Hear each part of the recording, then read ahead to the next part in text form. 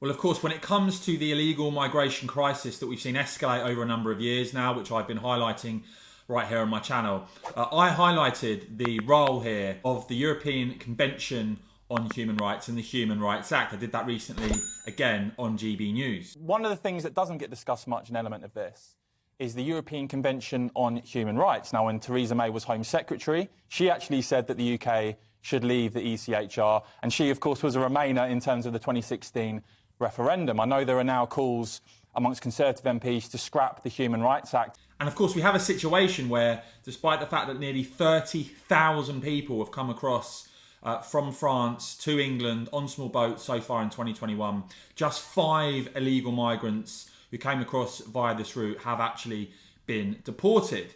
And we can have all the big headlines, etc., that we want and speeches, but the simple fact is that the ECHR and the Human Rights Act here are a massive aspect of this. And don't forget, as I've highlighted repeatedly, Theresa May, when she was Home Secretary, said that the UK should leave the ECHR. But just to highlight, because some people have questioned what the ECHR aspect is in all of this, just to highlight this once again, the Times have got this story that Priti Patel, the Home Secretary, of course, are planning to embark on a tour of European capitals this week. As I said repeatedly, I think relying on the likes of the French to actually get a handle on this is a complete and utter failed strategy.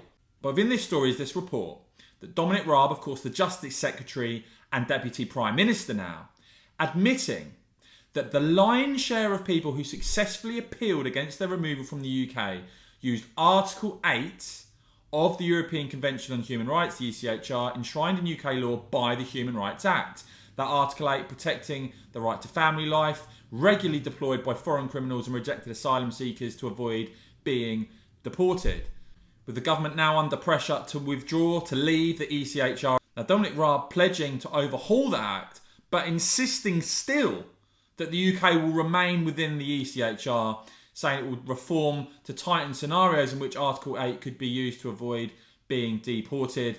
But seemingly there, the government still committed to remaining within the ECHR. And just to give you another aspect of this in terms of the ECHR and this Article 8, actually there's an FOI released on the government's own website. Foreign criminals successfully appealing against deportation using Article 8 of the European Convention on Human Rights from 2008 to 2013. So look, if the government are serious about getting a handle on this, they are going to have to leave the ECHR. They are going to have to, as some Conservative MPs are now calling for, scrap the Human Rights Act.